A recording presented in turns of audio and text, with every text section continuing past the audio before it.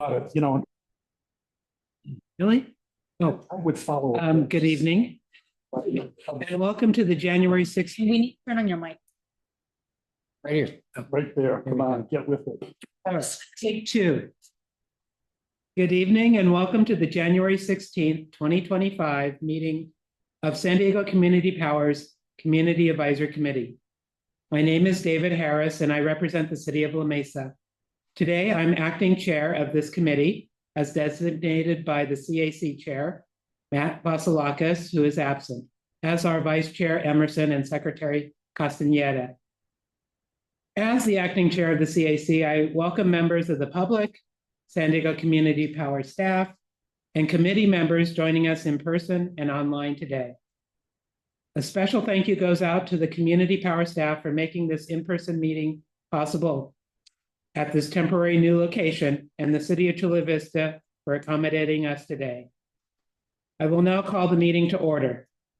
Our meeting clerk, Maricela Hernandez, will now call the roll. Mari? Chair Vasilakis, Vice Chair Emerson, Secretary Castaneda, Committee Member Swafani, Present. Committee Member Johns, Present. Committee Member Hammond, Present. Committee Member Sandoval, Present. Committee Member Hoyt, Present. Committee Member Anderson, Anderson present. Acting Chair Harris, Here. Committee Member Montero Adams. You have a quorum, Mr. Chair. Excellent. Just barely. Okay. Next, let's do the Pledge of Allegiance. Mr. White, would you like to lead us? Thank you. To the flag of the United States of America, and to the republic for which it stands, one nation, under God, indivisible, with liberty and justice for all. Thank you. We would also like to take a moment to respectfully acknowledge that the Kumeyaay Nation are the original inhabitants of the land now known as San Diego, where the meeting is taking place here today. We carry their legacy forward, ensuring that their traditions continue to thrive in gratitude and strength, and we stand with the Kumeyaay Nation, connected to our past and committed to a more just, sustainable, and resilient future for all. Okay, since a quorum is present, our first item on the agenda is special presentations and introductions. Mari, are there any special presentations? No, Mr. Chairman. Okay. Seeing none, we will move on to our next section. Are there any items on the agenda to be withdrawn or reordered? There are none, Mr. Chair. Okay. Seeing none, we'll take up non-agenda public comment. Written public comments submitted before the committee meeting are emailed to all CAC members prior to the committee meeting and will be posted on the website at the beginning of the meeting. Mari, do we have any non-agenda public comment? No, Mr. Chairman. Okay. Moving right along, we will now move on to the consent agenda. This consent calendar contains items that can be approved as a package without discussion unless a CAC member or a member of the public requests that an item be removed for separate discussion and action. The CAC received staff reports for all items on the consent agenda, and staff provided an opportunity for questions and comments during briefings prior to this meeting. Today's consent agenda includes approval of the minutes of the December 5th, 2025 CAC meeting, update on marketing, public relations, and local government affairs, update on customer operations, and update on programs. Mari, do we have any public comment on any of these items? No, Mr. Chairman. Okay, is there anyone who would like to remove any item from the consent agenda for a separate vote? Okay, then, seeing no objections or requests, I will now turn it over to the committee members for a motion to approve the consent agenda. Mr. Chairman, I move to approve the consent agenda. Hey, I second. okay, member Hoyt moves, member John seconds. Can we take a roll call vote? Committee Member Swafani, Aye. Committee Member Johns, Aye. Committee Member Hammond, Aye. Committee Member Sandoval, Aye. Committee Member Hoyt, Aye. Committee Member Anderson, Aye. Acting Chair Harris, Aye. Committee Member Montero Adams. Aye. Motion carries, Mr. Chair. Very good. All right, let's move on to the regular agenda, starting with item 5, update on regulatory and legislative affairs. The regulatory and legislative affairs team is joining us today, some of them remotely, to provide this presentation. Please state your name for the record before you begin the presentation. Welcome. Committee members, can you hear me okay? It's all for this one. Okay. My name is Stephen Gunther. I'm a regulatory manager with San Diego Community Power. I'll be starting this off with the first regulatory update and then passing it over to my colleagues who will be presenting remotely. Next slide, please. Excellent. So the first item is about the provider of last resort. And so to define what that is first, the provider of last resort is the entity responsible for providing uninterrupted electric service in the event that a load serving entity, such as a community choice aggregator like community power fails. So it's the backstop provider in the failure. Currently, investor-owned utilities serve as the bowler in their respective service areas. So in our territory, SDCP is that provider of last resort. In the current framework, IOUs are guaranteed cost recovery for providing that temporary service in the event of return customers. That's done through currently see a hand up. I think it's the mic. I'm raised. Yeah.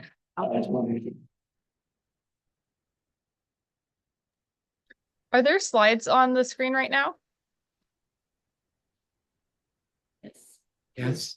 Yeah. Is When it you- possible they show up on Zoom? Is it possible to have them on the Zoom, please? It should be on. Should be on. I I'm, can see them on the Zoom. it doesn't seem like the screen share is enabled right now.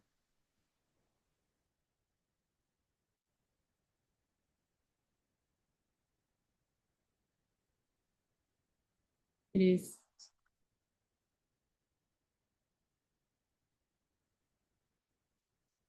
We need a presentation to it. We can carry it. You can email the presentation. I have the notes. I was just thinking more for the public, if people watch this recording.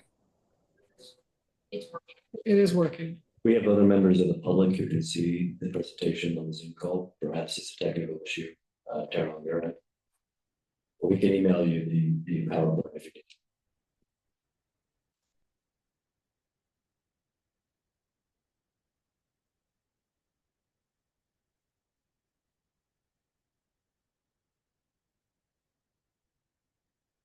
Okay, shall I resume? Okay, Thank you. So as I was saying, the IOUs are currently guaranteed cost recovery for providing that temporary service. That's done currently. Community Power and other LLCs have to post the financial security requirement that SDG would be the draw upon and able to cover the money that would be needed for that temporary service of returning load. The California Public Utility Commission regulates the IOUs.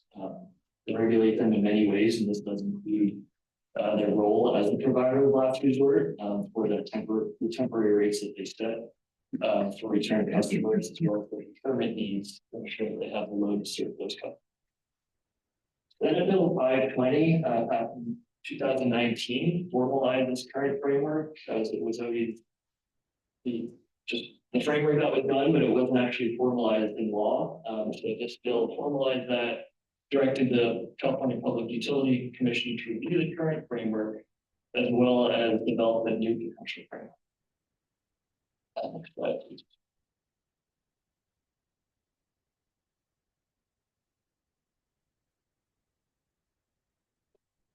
So in the regulatory proceeding, the California Public Utility Commission opened rulemaking to implement that bill that I just mentioned, and it broke it up into 2 phases. The first phase was to review the current framework. And this included the financial security requirement calculation, reentry fee, financial monitoring for other LLCs to ensure that this wouldn't be a shock to the system. If the LLC would fail, the hope is that the commission would know that was coming. And also outline what the deregistration process would be for that failure. That final decision was passed in April of last year, and that moved on to phase two, which is determining the requirements and process to enable a non-investor-owned utility load serving entity such as SDCA to serve in that provider last majority role. So in October of last year, the CPUC issued a scoping memo that outlined the issues that would be dealt with in phase two and the schedule. It started off with a series of what it called threshold questions. So these are foundational or jurisdictional questions on how this would work, as well as gauging if there's an interest among non-IOU LLCs to serve this holder role, and if there's interest from the IOUs to relinquish that role. Next slide.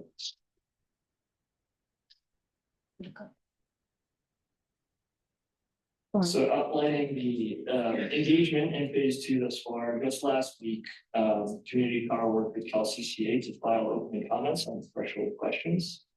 And the arguments that were made was that the commission should move forward with establishing this framework, regardless of that interest that I just mentioned. In many cases, that interest is contingent on the outcome of those threshold questions.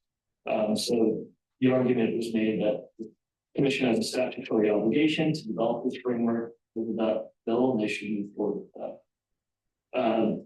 CalCCA also argued that the commission's regulatory authority over a non-IOU that have acted in that provider of last resort role would be limited to only that provider of last resort specific services. So only that specific temporary service that would be provided in the event of a failure. It wouldn't entail full regulation. And then there was also the argument that the commission should ensure that they facilitate cost recovery for that provider of last resort, similar to the current framework, to make sure that the LLC would be stuck with the new costs as they're taking on the customers. I also want to note that STGE filed those opening comments. In their comments, they stated that they don't currently anticipate seeking to transfer that older responsibility to a non-IOU. In the near term, they also noted that they feel best situated to serve in that role in their territory at this time. But they also made several arguments around if a non-IOU holder were to serve in that role, they need to be fully regulated by the CPUC in a similar manner that IOUs are regulated. So reply comments are due to answer various party comments next Friday, and we're working with the Trade Association, LCCA, to provide some of the arguments that have been made and also reiterate some of the things that we made in opening comments, and we'll be filing those next Friday. And with that, I will pass it to actually just remote. Thanks, Stephen. Just doing a sound check. Everyone can hear me okay? Yes. Excellent. All right. Good evening. My name is Aisha, and I'm going to deliver an update tonight on the disconnections proceeding that's ongoing at the California Public Utilities Commission. So during Q4 of 2024, the CPUC started to deliberate changes to disconnection and reconnection policies. But before continuing, I do want to highlight that CCAs don't have the ability to disconnect customers. Only IOUs such as SDG&E can do that. However, disconnection policies are of great consequence to our customers, so we do track and engage in these developments. So returning to the preceding update, a key focus of the disconnections proceeding at present is determining implementation details associated with a new law, and the gist of that new law is summarized in that first bullet point there. The law requires IOUs to restore service to a residential customer whose service was previously terminated for non-payment upon a customer entering into a payment plan or agreement. And so to tease out implementation details of the new law, the CPUC posed several questions to parties to respond to. And some of those key questions are bulleted here. The second bullet is when can the California Public Utilities Commission authorize IOUs to disconnect customers again after they've reconnected them? Should an IOU take into account a customer's ability to pay before terminating service due to non-payment? Should there be limits on the number of reconnections? Should the CPUC limit the amount an IOU can collect from a customer that is unable to pay their bill? And then the final question listed there is of a different flavor.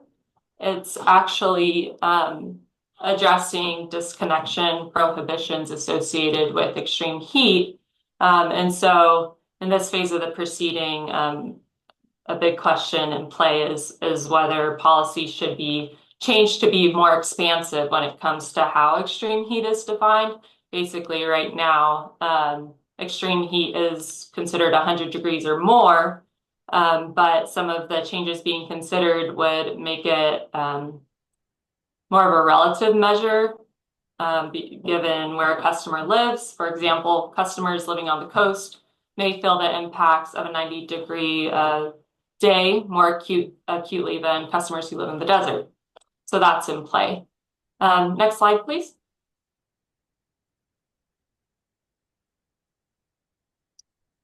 Hopefully, okay, thought my screen froze, but I'm up to speed now.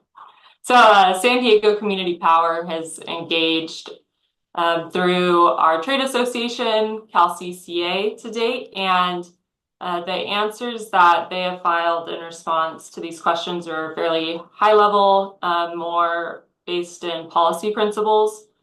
And so first they say that any policy that's adopted needs to balance customer protections with arrearages to mitigate the level of arrearages that can go back into rates.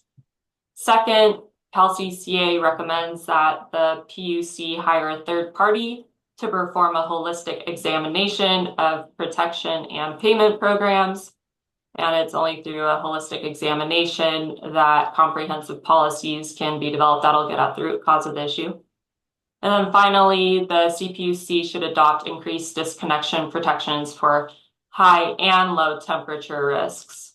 So I already explained kind of the changes being contemplated to measure relative tolerance for heat, but CalCCA also emphasized that tolerance to low temperatures should be considered as well.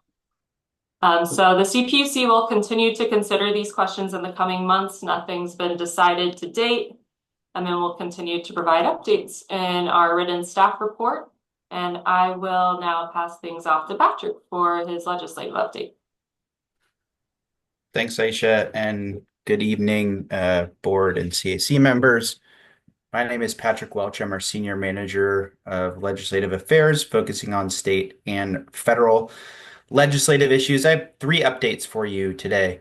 The first one is that our team, along with other coworkers throughout the organization, are tracking different funding opportunities, which are really often a moving target. And as part of this, in December, SDCP and 7 other CCAs issued a letter urging that the governor include $200 million in his January budget proposal to fund the California Energy Commission's Distributed Electricity Backup Assets, or DEBA program. That was a program that was created in 2022 by the legislature, but is yet to receive funding. The program can pay for, if it's funded, clean distributed assets like batteries, also vehicle to grid and demand response software that can serve as on-call emergency supply or load reduction during extreme grid events. The governor released his 2025 January budget proposal last week, and good news, it does include $180 million for the DEBA program and an additional $20 million for administrative costs for the Energy Commission. If it's adopted in the state's final budget, which will be adopted by June 15th, so there's a little bit of a runway to go, DEBA could, pending the final program design, be a funding option to explore for a number of SDCP's local programs and for distributed assets. Second is that the legislature began its 2025-26 legislative session on December 2nd. Legislators have until February 21st to introduce legislation. And it's looking again like it was in 2024 that electric affordability is shaping up to be a major policy focus. Both the chairs of the Senate Energy and Assembly Utilities Committee issued statements about focusing on affordability, and the governor stated his intention to work with the legislature on legislative solutions to yield meaningful electric bill cost savings for California ratepayers. SDCP will monitor this legislative activity. And just a reminder for the Community Advisory Committee, as bills are introduced, SDCP staff will keep the advisory committee and the board up to date, and then we act in accordance with SDCP's board-approved policy platform on legislation. And third and lastly, the new Congress convened on January 3rd. Among other items, they are anticipated to address energy issues early on in the Congress and when the new administration takes office next week. And they may seek to make changes to the Inflation Reduction Act, which established renewable energy and energy storage tax credits. It also established electric vehicle and energy efficiency tax credits and rebates, a Department of Energy loan program, and other programs funded by a greenhouse gas reduction fund. SDCP staff will monitor developments in Congress as they relate to the IRA and any prospective changes, especially on the tax credits, both on the residential and on the market side of things. And we'll keep the CAC and board updated as things progress. And that concludes my report. And I think we'll turn it back over to the chair. Thank you very much. Thank you very much. Mike is back on. Okay, so Mari, do we have any public comment on this item?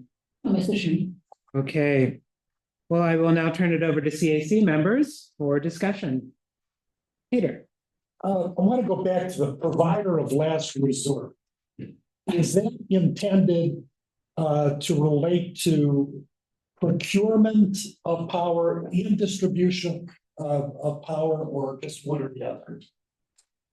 It is just only for procurement, so to ensure that there's load to serve the customers. So it has nothing to do with the distribution or the transmission side. Okay, now, given that we provide about 20 times as much power as SDG&E, do they have capacity to be the provider of last resort?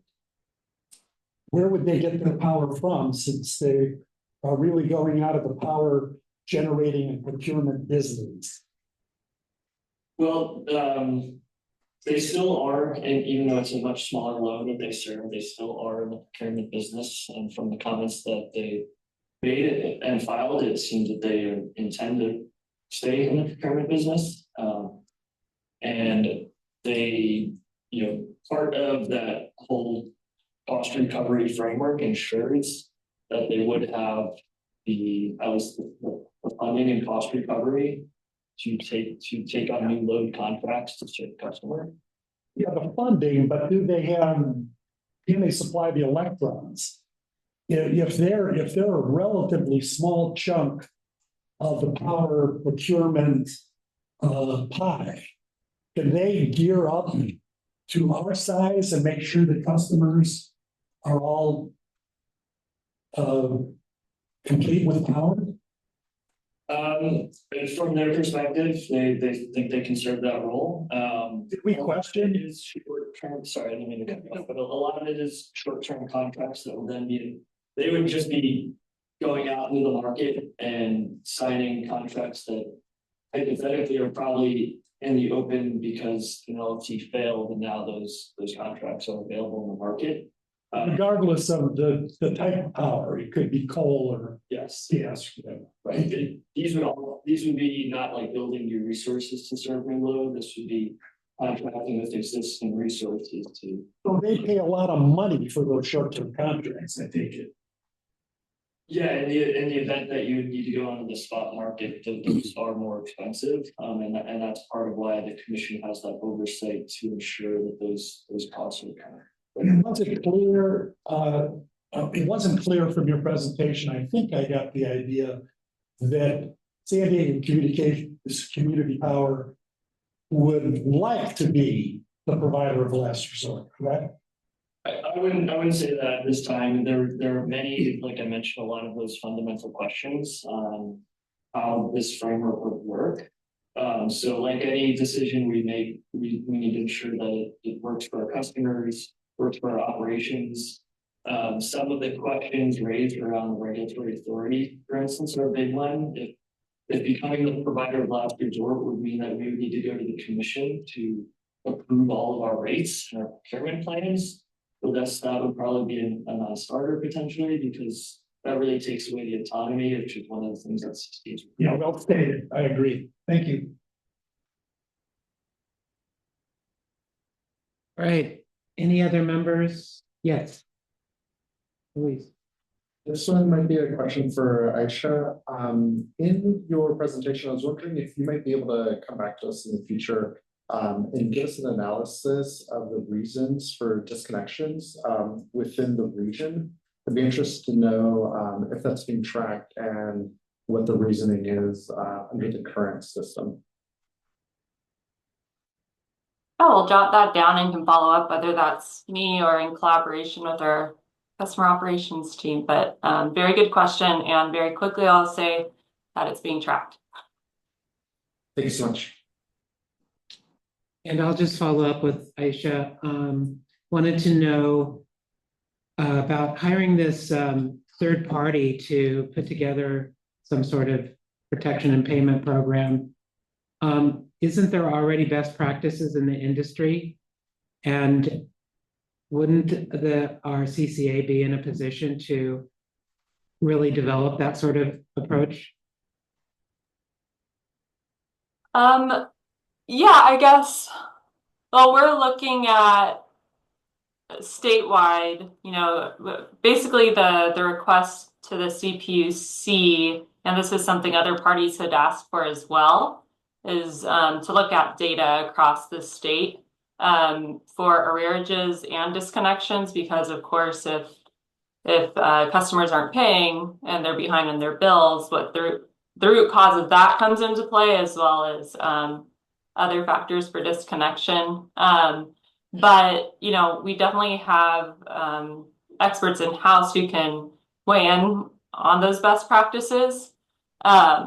Whether the CPUC is going to move ahead with that or not is yet to be seen. If they do, then we would certainly, work with our other CCA comrades to put together a proposal.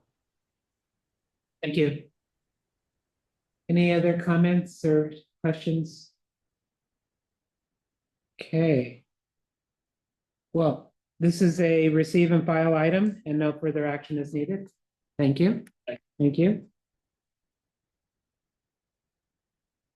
Let's move on to item 6, update on 2025 projected rate changes. I will turn it over to Aaron Liu, Rates and Strategy Manager, to provide the presentation.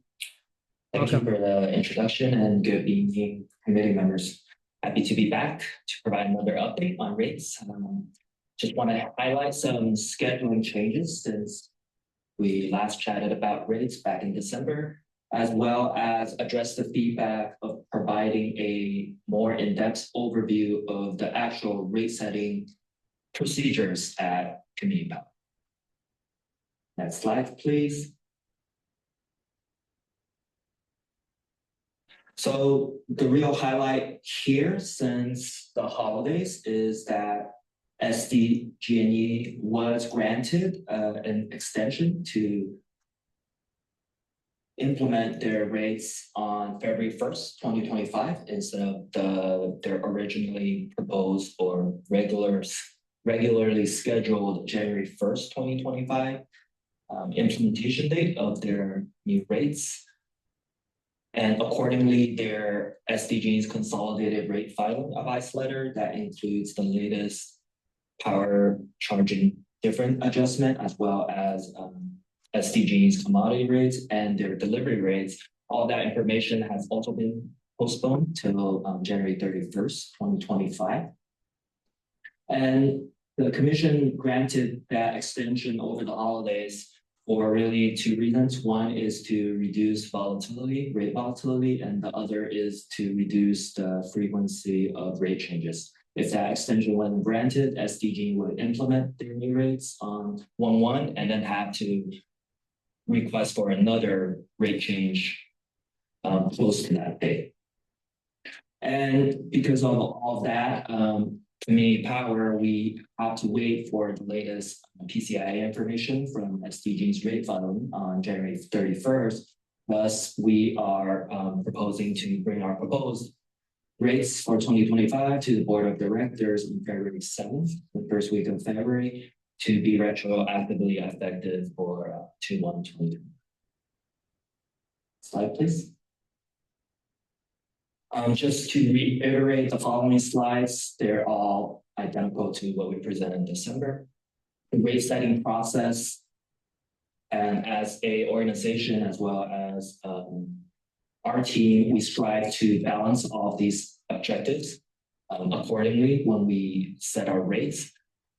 The priorities are cost recovery, making sure that we can maintain or meet reserve targets, to be as competitive as possible and provide as much customer value as possible, especially with all of these concerns regarding affordability. We want to ensure that rates are stable. There's less volatility, rates are transparent, and rates are easy to be understood by customers and the general public. Next slide, please. Just to again, break down the components of Community Power rates. Of course, we have the generation component of the rate where it's procurement costs. We also have SDG's delivery rates for use of the transmission and distribution system and maintenance. And then the two additional fees include the franchise fee, which is the use of the public right-of-way, and the power charge and difference adjustment. Another way of defining it is the above market costs for procurements made by the utilities, including SDG&E and the other two investor-owned utilities, made on behalf of customers that have now since left their service and are enrolled with Community Choice Aggregation or CCA programs. Next slide, please. And to address equity, we've brought this up in the past, and in December, we will continue to recommend trifurcation of rates. And why we want to do that is we want to provide the same value to all our customers. For example, if we're providing a discount, we want to provide the same discount to all our customers. Next slide, please. And in terms of why it works out that way, it's that the PCIA is tied to different vintages of procurement, and those vintages are also tied to customers. So when customers enroll to a CCA service, or at the same time when they leave SDG service, they have a particular set of procurement that's tied to them, and it's assigned a vintage year. So for Community Power, the applicable vintage years are from 2020 to 2022. And because of the different vintage years, there's 3 sets of PCIAs. So in order to make the mathematic work out to provide the same discount, again, the same customer value to all our customers and to all the different vintages, we have to create 3 sets of rates. Next slide, please. In terms of the rate projections, they haven't changed since the material been presented in December, since SDG's latest filing was from November, and we're still waiting for their January 31st filing. But again, to reiterate what they filed in November of last year was that they are proposing to increase their commodity rates by 6.2% on a system class average. In addition, the indifference amount of the PCIA will be going negative, so it'll be a credit for all vintages to customers, which is an anomaly that we haven't seen. Next slide, please. So before we talk about next steps, I want to address the little bit of the overview of how we actually set rates at community power. So we start the process with analyzing the baseline of where we are today. So as we are setting 2025 rates, we look at where the baseline is in terms of 2024 rates. So we have a solid starting point. And then we collect information such as what SDG will provide in their consolidated rate filing in terms of the PCI information, as well as SDG's commodity rates and delivery rates, because we want to take a look at the rate setting in terms of the comprehensive picture, even though we're only setting generation rates, but we want to better understand the impacts to the customer's total bill, not just the generation. And then we take all that information and integrate it into our financial pro forma, and it's really a financial workbook that contains all of community power's information in terms of costs, revenues. So all that comes together in that workbook, and then we strategize in terms of balancing of the rate development objectives that I've spoken to before, in terms of we want to make sure that we're recovering all of our costs. Where can we maximize value? So looking at all the different scenarios to balance those objectives as much as possible. And once all that is completed, then we actually create individual components of each of our rate schedules. And we've seen that as attachments to the board packets. If you haven't seen them, you can take a look at the previous board adoption agendas and reports, staff reports. Those packets will be with them. They're long documents. So if you ever need something to read before sleep, go for it. And then finally, once we have the individual tariff, we collaborate with SDGs to create the joint rate comparisons. So we can provide that to the general public on our website as well, to make sure everyone's kept educated about their new rates, what that means in terms of the absolute dollar amount, as well as the percent difference between the different load serving. So in terms of next steps, right now we are still in the rush of rate development. We're doing as much as we can in terms of strategizing, working in our pro forma as we're waiting for SDG to release their information, because we really need the PCIA to complete assessment of our rates. And then we'll bring those proposed rates to the board for adoption February 7th. Again, the rates are to be retroactively effective for 2/1/2025. So final rates won't be known until all that information is released, and we'll continue to recommend these sets of rates to make sure that we're providing all of our customers the same customer amount. So that wraps up my presentation. Happy to take any questions. Thank you for your Thank you for your presentation. It was really clear and straightforward. A very complicated process, though.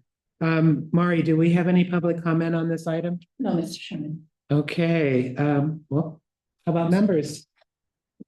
Member Anderson. So if a customer were to ask you what their rate is for January or the first part of February, what would you tell them? The 2024 rates are still in effect until new rates are set? Am I right? That's right. Okay.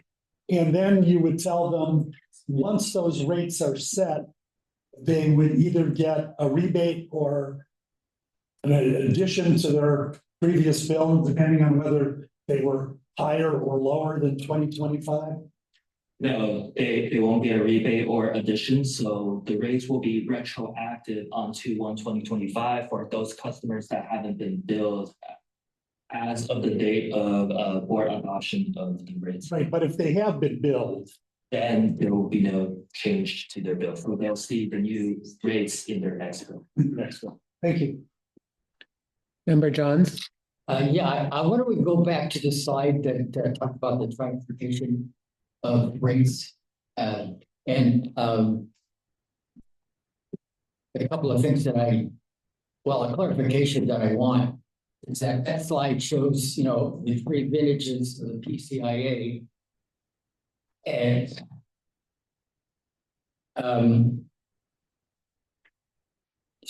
so I look at this, first of all, and then you make the statement after that, that all the PCIA vintages for community power will be actually negative. And the slide doesn't show it. So I guess the first question is this 2024 data? This slide is illustrative, so it's not actual data. Okay. It's an illustrative example because it's if we have negative PCIAs, then it becomes a credit, so it makes the example a little bit more complicated.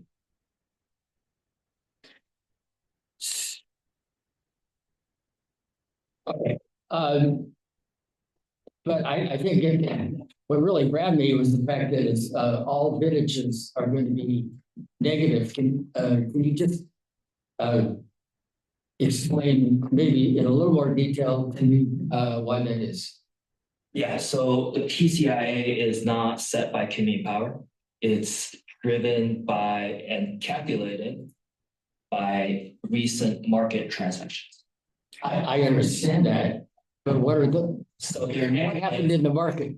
Right. So they're negative. That means that market revenues are more than the cost. That's why they're negative. So SDG is able to make more revenue than what they're paying for those longer term contracts for those specific vintages. Thank you.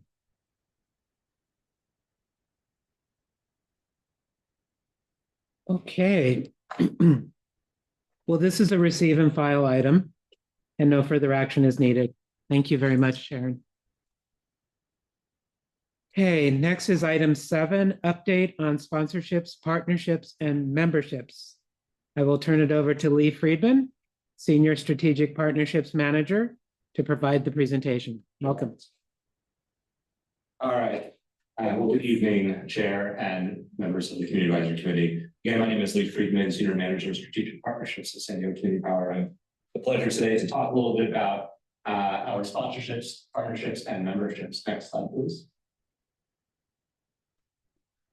So just as a reminder, Community Power enters into partnerships and we sponsor organizations and joint member organizations across the region to support a series of goals. We want to build positive brand recognition and awareness, reinvest back into the communities we serve, promote electrification, decarbonization, workforce development, support our community outreach efforts, and create opportunities for thought leadership and advocacy, as well as general education around renewable power. Next slide. We adopted a sponsorship policy back in March of 2023. We actually brought an iteration of the sponsorship policy to this board for feedback.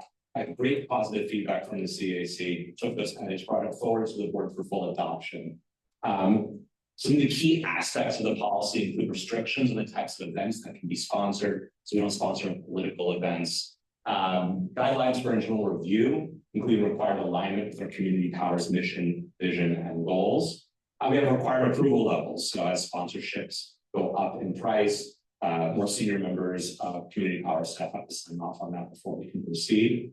And then we developed a sponsorship database. We use Monday.com to track all of our sponsorships and the data associated with them. Next slide.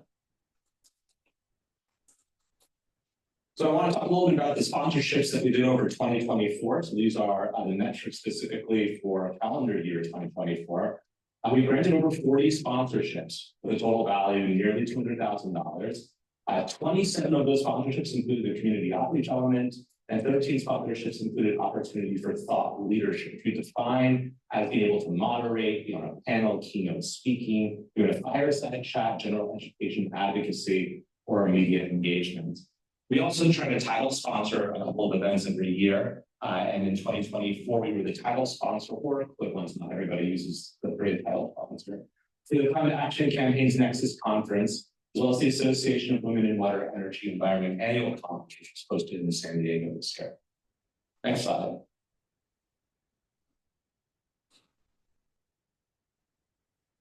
I want to talk a little bit about how community power prioritizes sponsorships. The vast majority of sponsorships that we go after are actually generated from research that our team does. And I want to highlight Rachel Hummel, who's in the audience today, who manages a lot of our sponsorships and works with community-based organizations to say, hey, what are you doing in the community? What kind of support do you need? We do get a couple of sponsorships that come in, but between our community outreach team and Rachel's work, we generate a lot of sponsorships internally.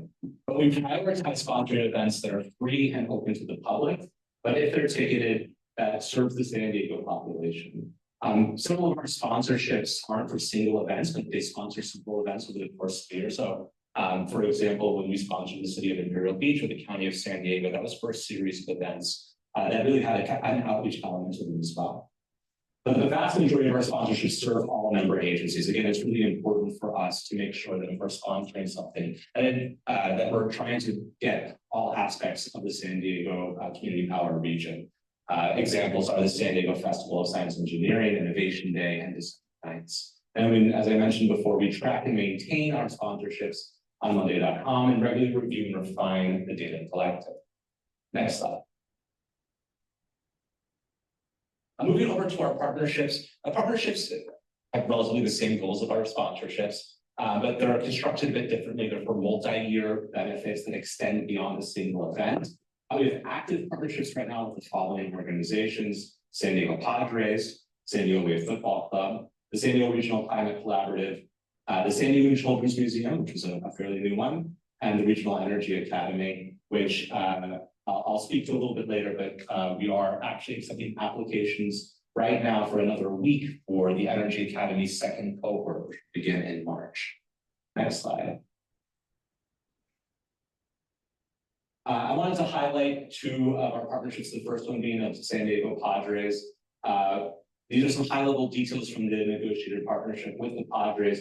We are the sponsors of their tonight's lights. So during every home game, when it's an evening home game, so anytime they turn on the stadium lights, there's an announcement saying that San Diego Community Power is the sponsor of tonight's lights here at Petco Park.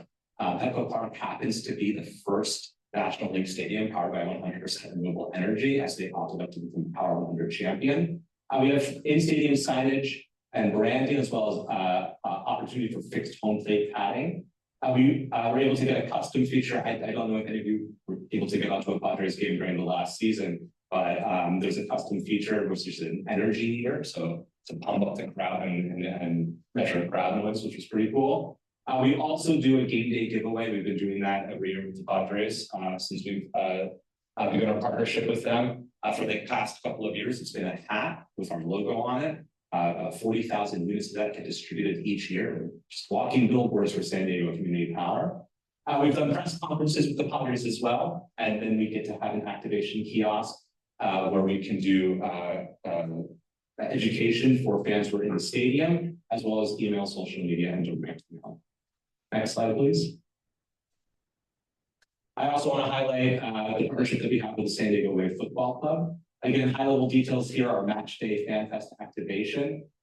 With San Diego Wave specifically, we try to do more engagement directly with the fans that go to Snapdragon Stadium. So we did 3 activations as part of Fan Fest and 3 activations for the concourse. I think that our outreach team did a fantastic job at these events, but had some of the highest interactions, unique interactions out of any outreach events we did over the course of last year. We also have digital field board rotations, the interval LED ribbon board, the run of sites banner app, as well as inclusion of the San Diego FC newsletter. I'd like to also say that the San Diego Wave organization is also a Power 100 champion. However, they are just tenants of Snapdragon Stadium, so the stadium itself is not powered by 100% renewable power yet. But the Wave as an organization is one of our Power 100 champions as well.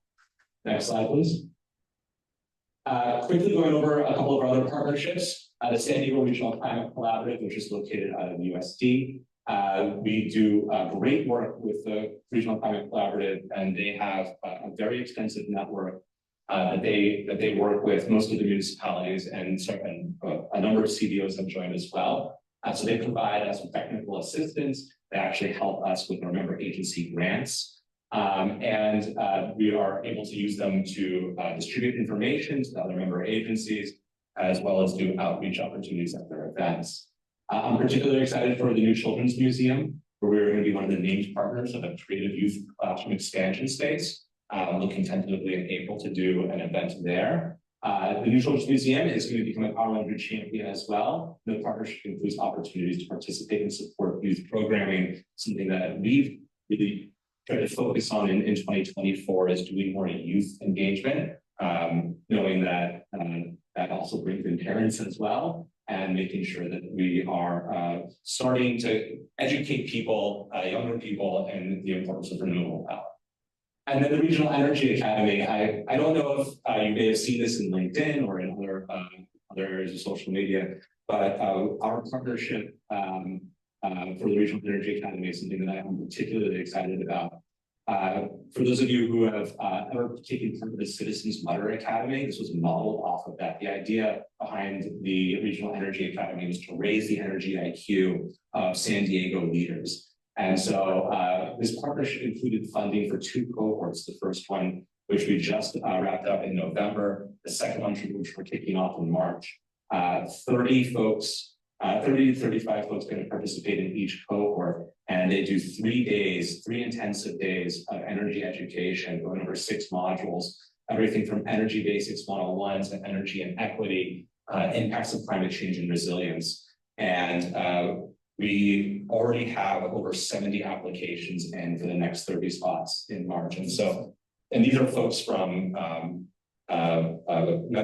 cities, the county, the CEC, different CEOs and community-based organizations in the neighborhood, academics, private business, chambers, like everybody. We're getting an interest from basically everybody in San Diego who's ever wanted to learn a little bit about energy, which is fantastic. Next slide, please. And then I want to wrap up talking about our membership. So memberships are when we pay basically a membership fee to become a member of an organization. They're listed right there for you. What I wanted to highlight is, in terms of thought leadership and advocacy and engagement, we see it's really important to engage with these member-based organizations. The ones highlighted in green are where San Diego Community Power staff serves on one of their committees or councils.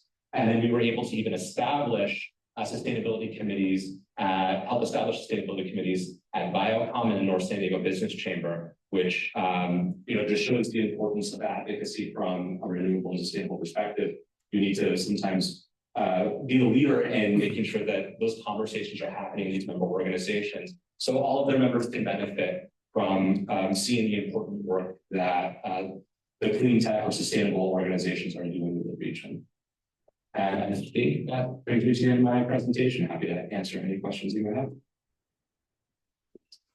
Thank you, Lee. Mari, do we have any public comments on this item? No. Okay. Well, turn it over to members. Do you have any questions, comments? Or Member Johns? I think in the past, we've seen some, I'll say, reluctance on the part of the Chambers of Commerce, and we're now a member organization. I just wonder if you have any comments on how that dialogue has perhaps been positive. Yeah, no, that's a great question. I think that in my experience and the experience of the folks who serve on some of those chambers, we've seen a real benefit from being through that conversation. And let me highlight one specific example. You may recall that this past summer, there was an effort potentially to create a moratorium on new battery storage systems in the unincorporated areas of the county.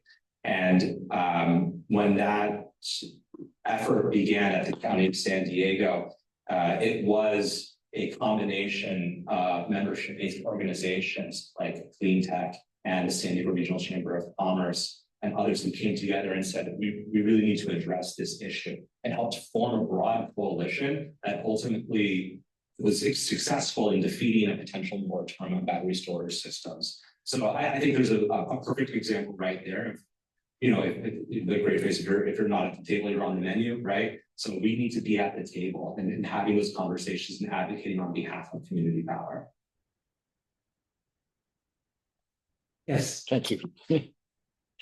Louise. Just because you had highlighted two of the major sports teams in San Diego, just curious if conversations have already started with San Diego FC and if you might be able to share anything in that relationship. Conversations are ongoing. I don't want to share too much because we're obviously having discussions about what a potential partnership would look like. But yes, there's been interest from San Diego FC as well as other sports teams in the region. And we're always just trying to find what that right balance is in terms of investment through a sponsorship and what we can get back through the partnership.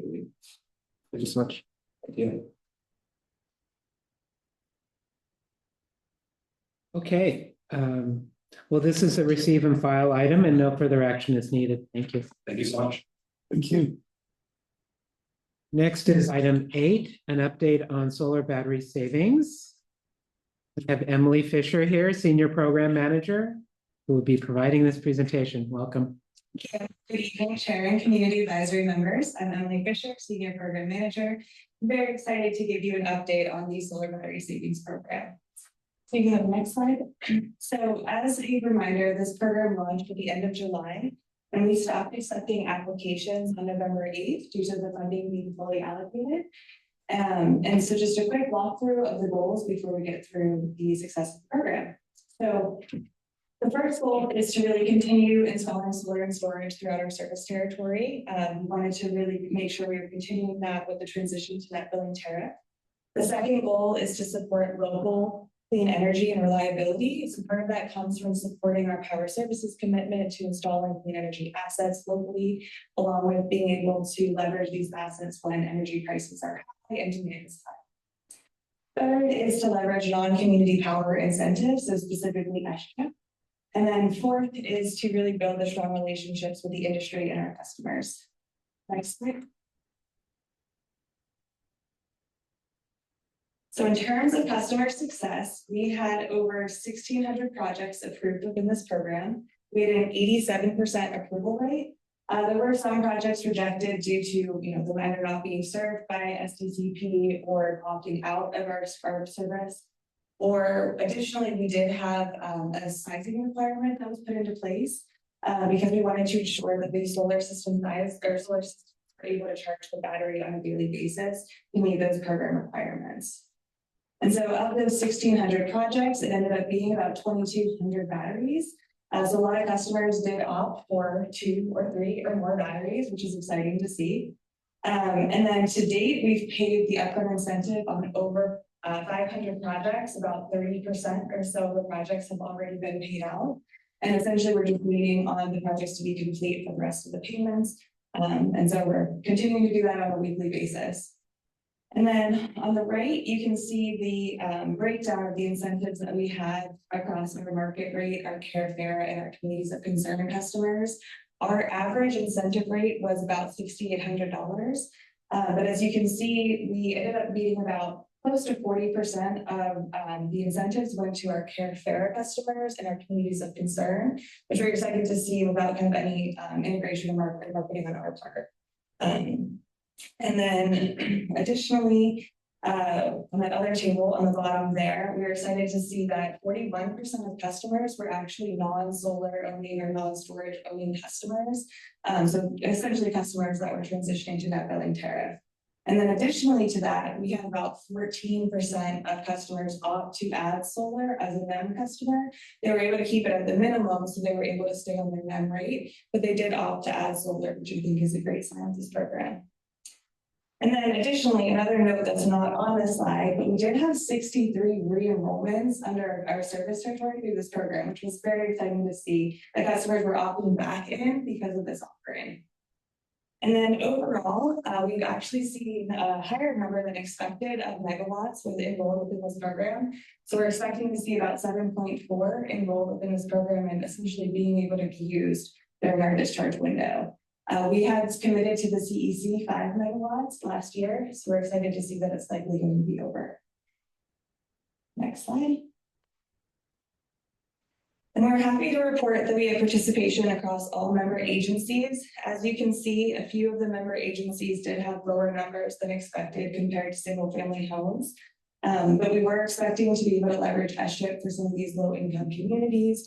And then additionally, we did start to really interview contractors towards the end of the program to understand, how they were targeting customers. And we plan to do that in future iterations of the program as well.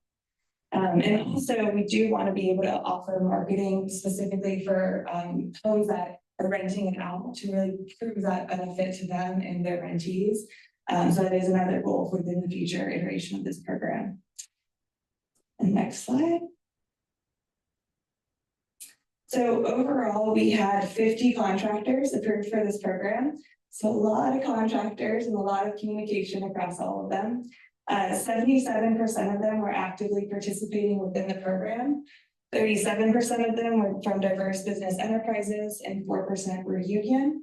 And 37% of the contractors had less than 15 projects. The 40% that had greater than 15 projects are shown over on the right-hand side. And as a reminder, we did have a cap of 25%. So Baker Home Energy did actually meet that cap. We were really excited to see the engagement from some of these contractors. A lot of them were, smaller contractors and just really excited about this opportunity to participate in this program. And we did receive feedback from contractors, and we continue to doing so with the survey that we released to contractors. And one specific contractor, Bill Brothers, they're a contractor with 42% of their approved projects in communities of concern. They sold more batteries during this program than in the prior 5 years, which was pretty exciting to hear. But this has really been anticipation of, adopting batteries. Next slide.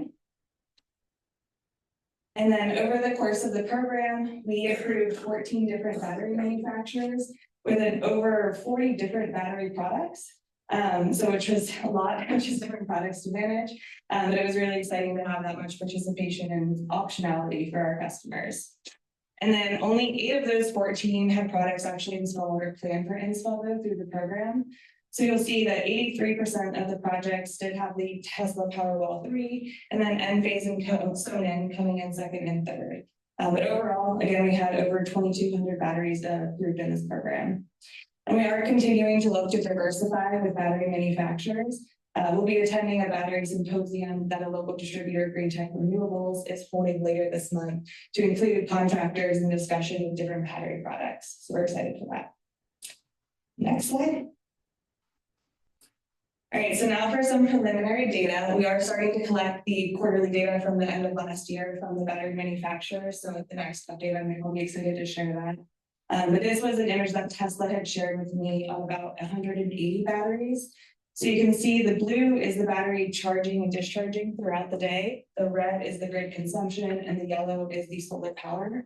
So again, this is aggregated across 180 customers. So this is over 4 days from December 16th to December 20th. You can see as the sun goes up, the panels start producing, the site stops pulling from the grid and is essentially charging the battery. And it's even still able to export to the grid. And then once the discharge window starts at 6 p.m., that battery is discharged for that 2-hour period. And you can see it reaches a nearly a megawatt, or maybe megawatt actually on some of those days. So we're really excited to see that, considering the number of batteries and the commitment we made to the CEC with a 5 megawatt goal that would impact our resource adequacy obligations. So we're expecting to essentially exceed that goal. And next slide.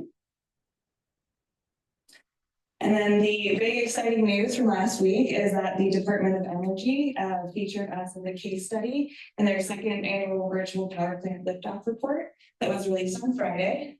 So we were very excited to hear that and see that, we as an agency were represented in a national report. And then additionally, we have distributed program surveys to contractors and customers and continue to collect feedback that'll help us inform improvements for hopeful program iterations. And then we are looking at launching a program evaluation this quarter to also inform the future program iterations. And then we're also evaluating the feasibility of a non-residential pilot. And I will open it up for questions. Okay, thank you, Emily. Mari, do we have any public comment? Mr. Chair. Okay. All right, turn it over to Member Johns. Okay. Yeah, I just want to make a suggestion, and I think you kind of know where I'm coming from, but I would like to suggest an ongoing metric to track, you know, the months in which there's that the performance incentive is not met, and so the person doesn't get its performance incentive benefit. You know, in terms of, you know, in a given month of all the units out there were so many cases of you know, not winning the performance incentive. So as I'm saying, I will be interested in that metric going forward. And of course, the winter months, which we're halfway through, I may not see a lot of data for, you know, future CAC members and such. I would strongly encourage you to track a metric such as that. Yeah, I think that's a great recommendation. We're collecting the data on a quarterly basis, so we're starting to collect it now, and we're excited to see that. I think that's a great recommendation for the CAC report. Well, you say, and I think it's okay, but again, you know, even if a customer has a month that not meeting it, so it would almost have to be a monthly basis kind of thing for their performance, since some of this is met. Yeah, and right now it's quarterly, but once we get the batteries integrated into Virtual Peaker, our DERMS platform, we will have more accessible data available, and we could do that on a monthly basis. No, that's really exciting. And as you know, I think this whole program is just astronomically exciting to me. Thank you. Yes, Member Anderson. If I know several people that have been approved by San Diego Community Power, and they made a down payment to their supplier, but work has not yet started on their. So when would the federal credit click in for those people? Would that be on the date that they applied and were approved in the program, or on the date when the panel was actually installed? I believe it's once the payments have been complete. So after the project's been completed and fully inspected. So that would be 2025. Yeah, in 2025. For those people that have not yet had their panel installed. Yes. Okay. Yeah. Thanks. Yes. Maybe two parts to this question. The first one, you mentioned there was 7.4 megawatts added to battery capacity to be used by community power. I guess the first part of it is, do we know what the total battery capacity through the program is? And is part of the survey an analysis of what percentage of that new battery in the ecosystem would not have existed without this program? Like, how many megawatts did we bring into the San Diego region that otherwise may not have occurred? Yeah, those are great questions. So in terms of the total amount of capacity we're bringing on, it's roughly double that, so about 15 megawatts. We allow customers the flexibility to enroll, 50% or greater of their battery within the program. And we found majority of customers were participating 50 or 60%. So it's roughly 2 times that.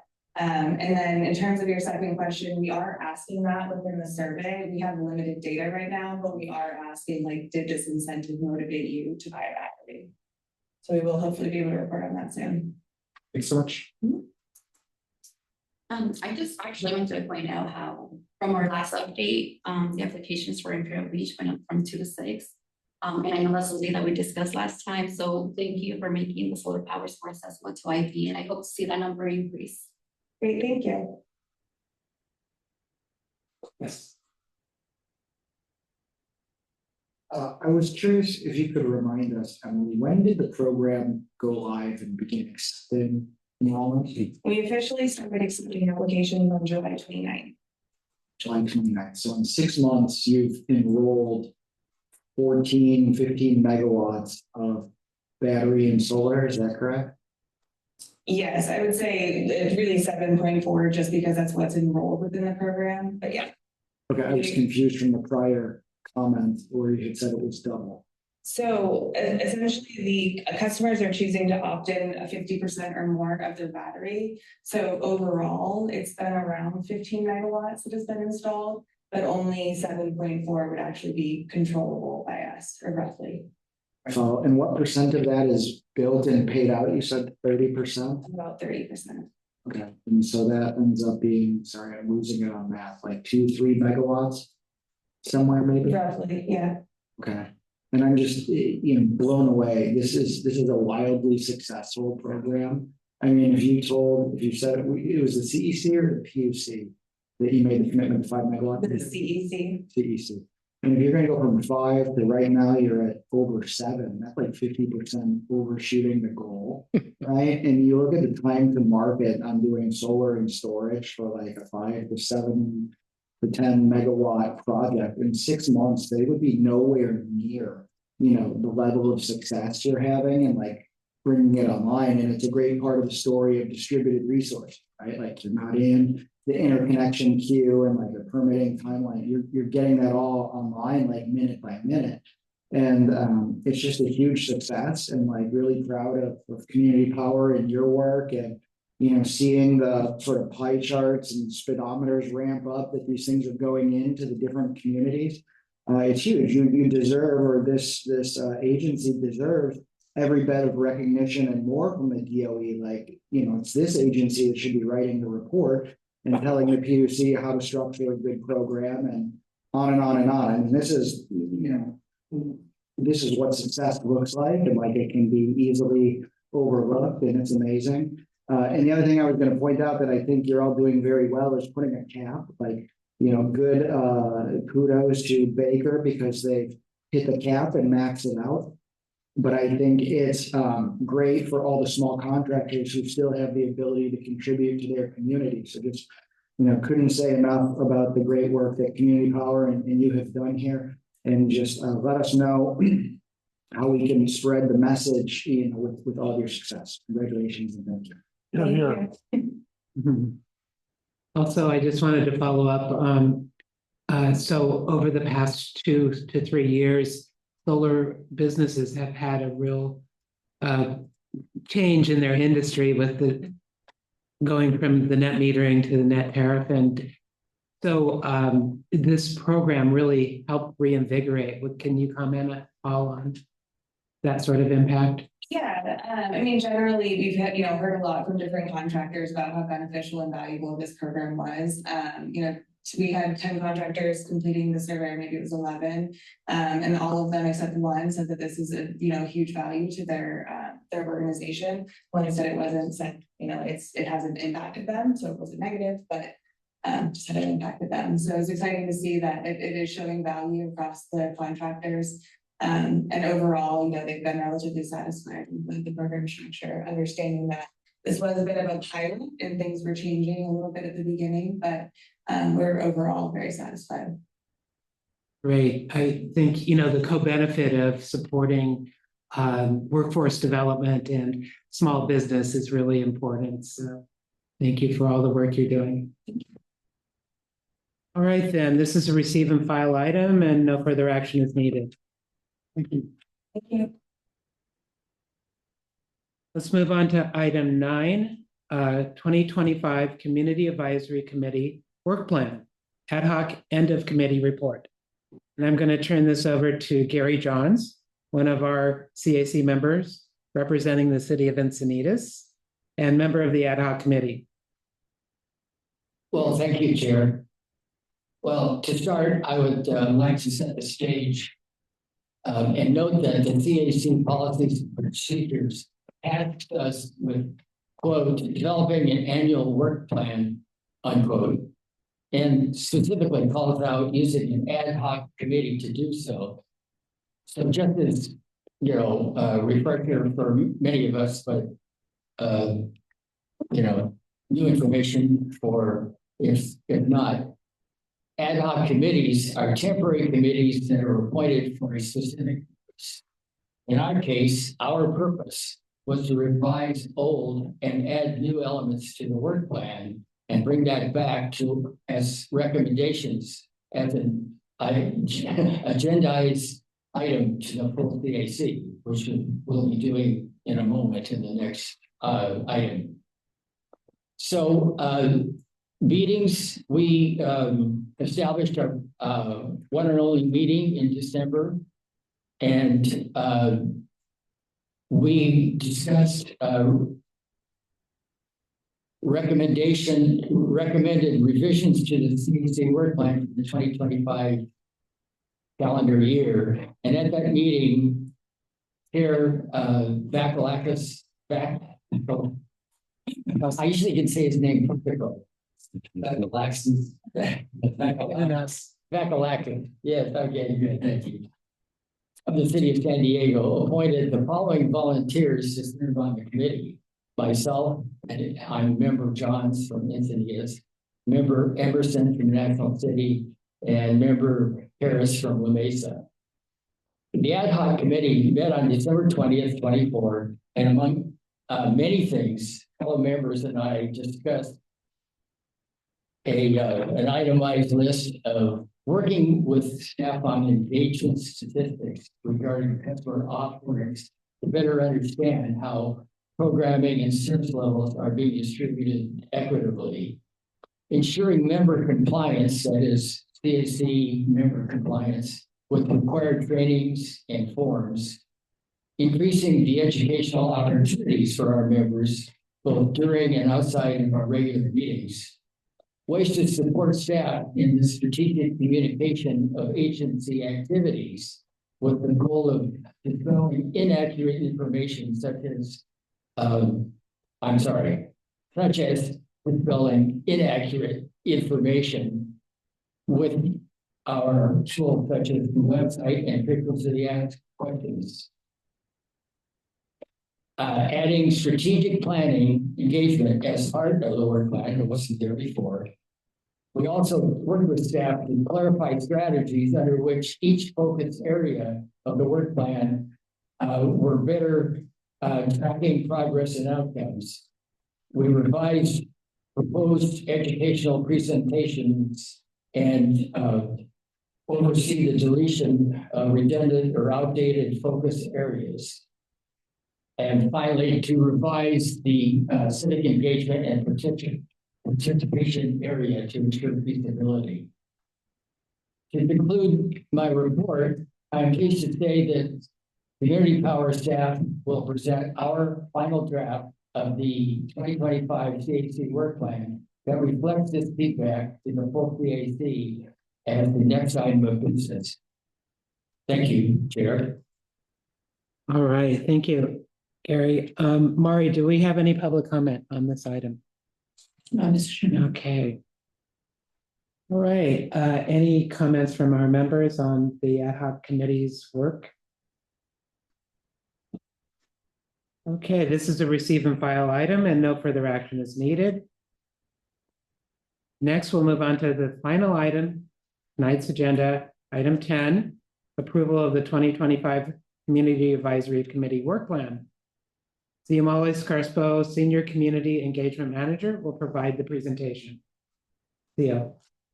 Good evening, CAC. My name is Ziamali Scarspo, and I am here to present to you the 2025 CAC work plan approval for your consideration. For the board approved CAC policies and procedures, the CAC annually adopts a work plan that aligns with the CAC scope of work approved by the board of directors, and it is also approved by the board. In 2023, staff leveraged the existing Community and Equity Ad Hoc Committee to discuss and recommend a 2024 CAC work plan, which was informed by ample CAC member feedback and unanimously approved by the board. To discuss and recommend revisions to create the 2025 calendar year work plan, the CAC established a 2025 ad hoc committee of 3 chair designated members to work with staff to create the final draft you see before you today in both red line and clean versions. As a reminder, a version with minor updates coming from the ad hoc committee was shared with the committee both electronically and physically today, and it was also posted to the website. Committee member Johnson went over the scope of the revisions, but to reiterate, they generally include clarifying strategies under each focus area to better track progress and outcomes, revising proposed educational presentations, overseeing the deletion of redundant or outdated areas of focus, and revising the civic engagement and participation area to ensure feasibility. Should the CAC move to recommend board approval of the 2025 CAC work plan, the board of directors will consider its adoption during its January 23rd, 2025 regular meeting. That concludes my presentation. Thank you, Zia. Mari, do we have any public comment on this item? Okay. All right, members, do you have any comments on the 2025 work plan? Well, thank you to the members of that ad hoc committee. I know that's a lot of work and I greatly appreciate your work. Thank you. With staff too. Yes. Okay. Could we have a motion? I move that we accept the work plan and move it on to the board of directors. Second. Okay, we have a motion by member Johns and a second by member Anderson. Clerk, please call the vote. Committee member Stefani, Aye. committee member Jans, Aye. committee member Hannon, Aye. committee member Sandoval, Aye. committee member Hoyt, Aye. committee member Anderson, Anderson, I. acting chair Harris, Aye. and committee member Montero Adams. Aye. Motion carries, Mr. Chair. Okay, thank you very much. Let's move on to our standing items. The first standing item is discussion of potential agenda items for the Board of Directors meeting. Are there any CAC members that have recommendations for potential items for the board? Okay, seeing no recommendations, let's move on to member announcements. It's a new year. Anybody have any announcements to make? Okay, well, that brings us to the end of our agenda. Thank you, everyone, for being here.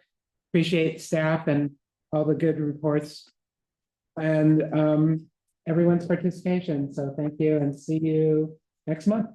Thank you. Or tomorrow.